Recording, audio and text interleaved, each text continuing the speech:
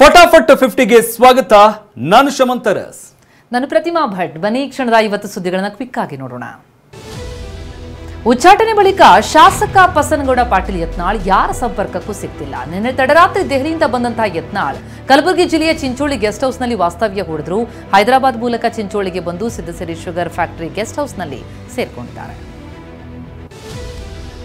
6 ವರ್ಷ ಪಕ್ಷದಿಂದ ಉಚ್ಚಾಟಿಸಿದ್ದಕ್ಕೆ ಯತ್ನಾಳ್ ಕಿಡಿಕಾರಿದ್ದಾರೆ. ಎಕ್ಸ್ ಖಾತೆಯಲ್ಲಿ ಸುದೀರ್ಘ ಪೋಸ್ಟ್ ಹಂಚಿಕೊಂಡಿರುವ ಯತ್ನಾಳ್ ಅಡ್ಜಸ್ಟ್ಮೆಂಟ್ ನಿಲ್ಲದಿದ್ದರೆ ಪಕ್ಷ ಮಕಾಡೆ ಮಲ್ಗೋದು ಖಚಿತ, ಕುಟುಂಬ ರಾಜಕಾರಣಕ್ಕೆ ಕಡಿವಾಣ ಹಾಕಿ ಅಂತ ವಾಗ್ದಾಳಿ ನಡೆಸಿದ್ದಾರೆ.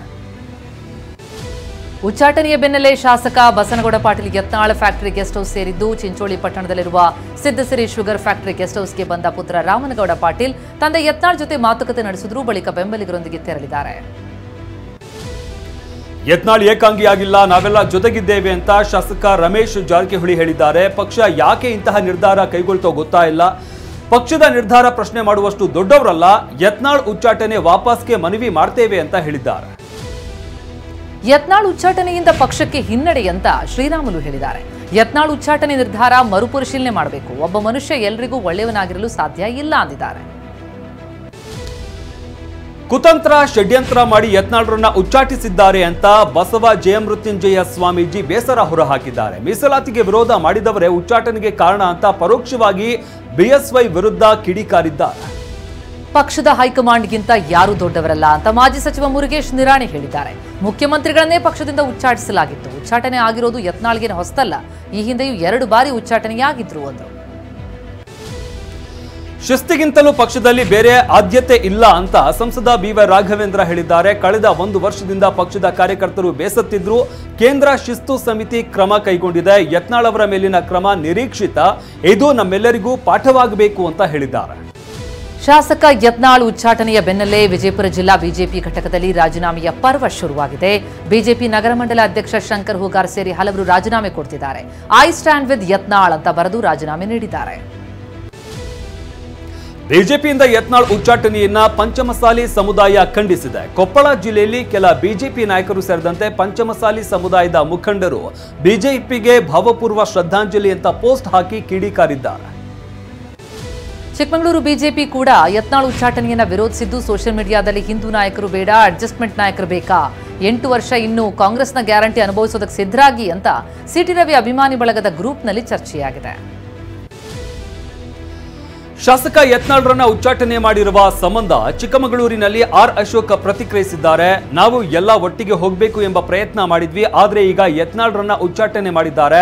ಕೇಂದ್ರ ನಾಯಕರ ತೀರ್ಮಾನಕ್ಕೆ ನಾವು ಬದ್ಧರಾಗಿರಬೇಕು ಅಂತ ಹೇಳಿದ್ದಾರೆ. ನಾವೆಲ್ಲರೂ ಒಟ್ಟಾಗಿ ಹೋಗಿದ್ರೆ ಈ ಪರಿಸ್ಥಿತಿ ಬರ್ತಿರ್ಲಿಲ್ಲ ಅಂತ ಮಾಜಿ ಶಾಸಕ ರೇಣುಕಾಚಾರ್ಯ ಹೇಳಿದ್ದಾರೆ. ಬೆಂಗಳೂರಲ್ಲಿ ಮಾತನಾಡಿದ ಅವರು, ನಮಗೆ ನಮ್ಮದೇ ಆದಂತಹ ಲಕ್ಷ್ಮಣ ರೇಖೆ ಇರುತ್ತೆ, ಅದನ್ನ ದಾಟಿದ್ರೆ ಇಂಥ ಪರಿಸ್ಥಿತಿ ಬರುತ್ತೆ ಎಂದರು. ಹನಿ ಟ್ರ್ಯಾಪ್ ಮಾಡೋದಕ್ಕೆ ಯತ್ನಿಸಿದ್ದಾರೆ ಅಂತ ಆರೋಪಿಸಿದ್ದ ಎಂಎಲ್ಸಿ ರಾಜೇಂದ್ರ ಇವತ್ತು ತನ್ನ ಕೊಲೆಗೆ ಯತ್ನಿಸಲಾಗಿದೆ ಅಂತ ಟ್ವಿಸ್ಟ್ ಕೊಟ್ಟಿದ್ದಾರೆ.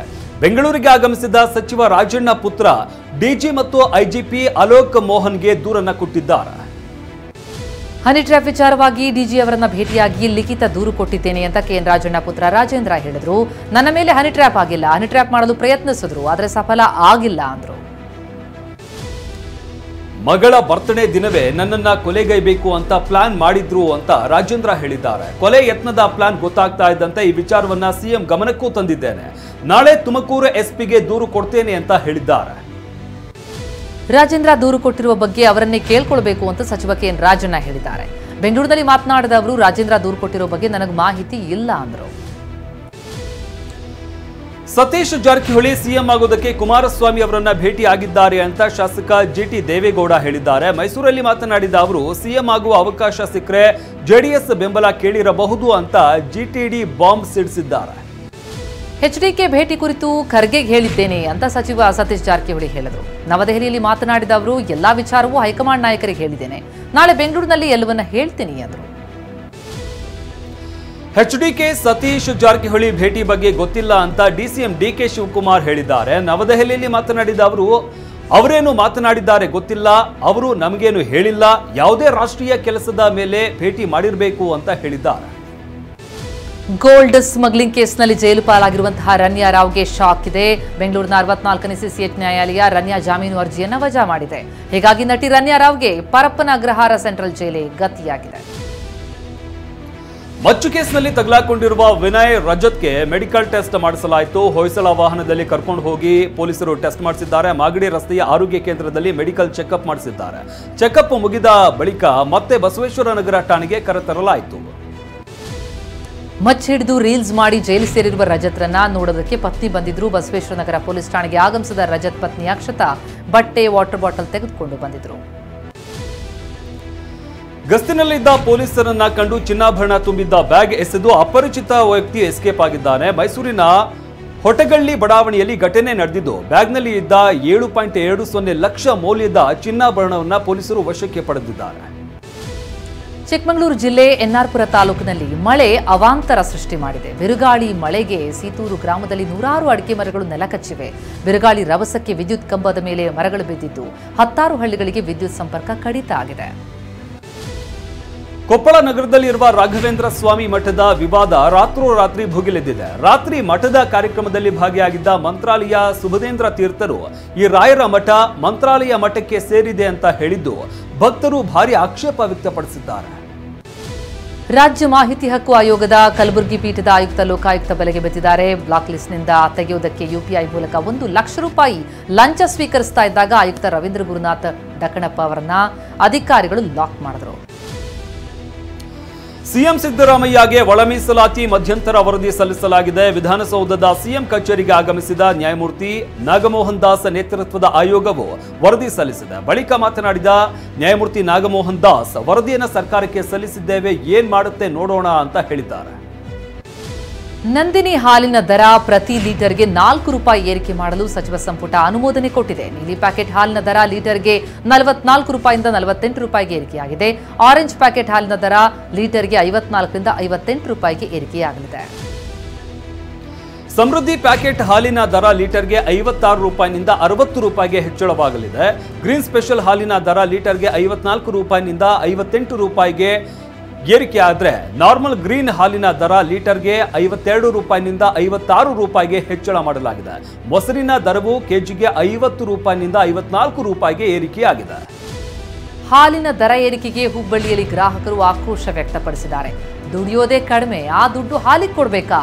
ಹಾಲಿನ ದರ ಕಡಿಮೆ ಮಾಡಿ, ಜಾಸ್ತಿ ಮಾಡಬೇಡಿ, ಬಡವರಿಗಿದು ಹೊರೆಯಾಗುತ್ತೆ ಅಂತ ಕಿಡಿಕಾರಿದ್ದಾರೆ ಗ್ರಾಹಕರು. ಹಾಲಿನ ದರ ಏರಿಕೆಯ ವಿರುದ್ಧ ಹೋರಾಟ ಮಾಡ್ತೀವಿ ಅಂತ ಬಿಜೆಪಿ ಎಂಎಲ್ಸಿ ರವಿಕುಮಾರ್ ಎಚ್ಚರಿಸಿದ್ದಾರೆ. ಸರ್ಕಾರ ವರ್ಷದಲ್ಲಿ ಹಾಲು ದರವನ್ನ 6 ರೂಪಾಯಿ ಹೆಚ್ಚಿಸಿದೆ, ಗ್ಯಾರಂಟಿ ಹೆಸರಲ್ಲಿ ಲೂಟಿ ಮಾಡ್ತಾ ಇದೆ ಅಂತ ಕಿಡಿಕಾರಿದ್ದಾರೆ.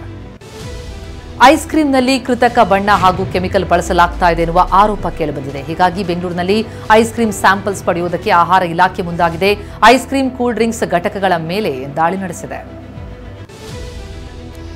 ಕೇಂದ್ರ ಸರ್ಕಾರದ ಪ್ರಸ್ತಾಪಿಸಿರುವ ವಕ್ಫ್ ತಿದ್ದುಪಡಿ ಮಸೂದೆ ವಿರುದ್ಧ ತಮಿಳುನಾಡು ನಿರ್ಣಯ ಕೈಗೊಂಡಿದೆ. ಕೇಂದ್ರವು ವಕ್ಫ್ ಮಸೂದೆಯನ್ನ ತಿದ್ದುಪಡಿಗೆ ಯತ್ನಿಸಿದೆ. ಇದು ಮುಸ್ಲಿಮರ ಭಾವನೆಗಳಿಗೆ ನೋವುಂಟು ಮಾಡ್ತಾ ಇದೆ ಅಂತ ಸಿಎಂ ಸ್ಟಾಲಿನ್ ಹೇಳಿದ್ದಾರೆ. ಪತಿಯೊಬ್ಬ ತನ್ನ ಪತ್ನಿಯನ್ನ ಆಕೆಯ ಪ್ರಿಯಕರನ ಜೊತೆ ಮದುವೆ ಮಾಡಿಕೊಟ್ಟ ವಿಚಿತ್ರ ಪ್ರಸಂಗ ಯುಪಿಯ ಸಂತ ಕಬೀರ್ ನಗರದಲ್ಲಿ ನಡೆದಿದೆ. 2 ಮಕ್ಕಳ ತಾಯಿಯಾಗಿದ್ದ ಬಬ್ಲು ಎಂಬಾತನ ಪತ್ನಿ ಅದೇ ಊರಿನ ಯುವಕನೊಂದಿಗೆ ಪ್ರೀತಿಸ್ತಾ ಇದ್ಲು. ಈ ವಿಚಾರ ತಿಳಿದ ಪತಿನೇ ಅವರಿಬ್ಬರಿಗೂ ಮದುವೆ ಮಾಡಿಸಿದ್ದಾನೆ. ದುಬೈ ರಾಜ ಶೇಖ್ ಹಮ್ದಾನ್ ಮೊಹಮ್ಮದ್ ತಮ್ಮ 4ನೇ ಮಗುವಿಗೆ ಹಿಂದ್ ಅಂತ ನಾಮಕರಣ ಮಾಡಿದ್ದಾರೆ. ಸಾಮಾಜಿಕ ಮಾಧ್ಯಮದಲ್ಲಿ ಈ ವಿಚಾರವನ್ನ ಶೇಖ್ ಹಂಚಿಕೊಂಡಿದ್ದಾರೆ. ತಮ್ಮ ಹೆಣ್ಣು ಮಗುವಿಗೆ ಹಿಂದ್ ಹಮ್ದಾನ್ ಬಿನ್ ಮೊಹಮ್ಮದ್ ಅಲ್ ಮಕ್ತೋಮ್ ಅಂತ ಹೆಸರಿಟ್ಟಿದ್ದಾರೆ. ಆರ್ಸಿಬಿ ಸಿಎಸ್ಕೆ ನಡುವಿನ ಪಂದ್ಯಕ್ಕೆ ಕನ್ನಡಿಗರು ಉತ್ಸುಕರಾಗಿದ್ದಾರೆ. ಚೆನ್ನೈ ಅಂಗಳದಲ್ಲಿ ಸಿಎಸ್ಕೆ ತಂಡಕ್ಕೆ ಸೋಲುಣಿಸುತ್ತಾರೆ ಎನ್ನುವ ಭರವಸೆಯಲ್ಲಿದ್ದಾರೆ. ಬೆಂಗಳೂರು ಬಾಯ್ಸ್ ಪಡೆಗೆ ತಮ್ಮದೇ ಶೈಲಿಯಲ್ಲಿ ಶುಭ ಕೋರಿ ಈ ಸಲ ಕಪ್ ನಮ್ಮದೇ ಎಂದಿದ್ದಾರೆ ಅಭಿಮಾನಿಗಳು.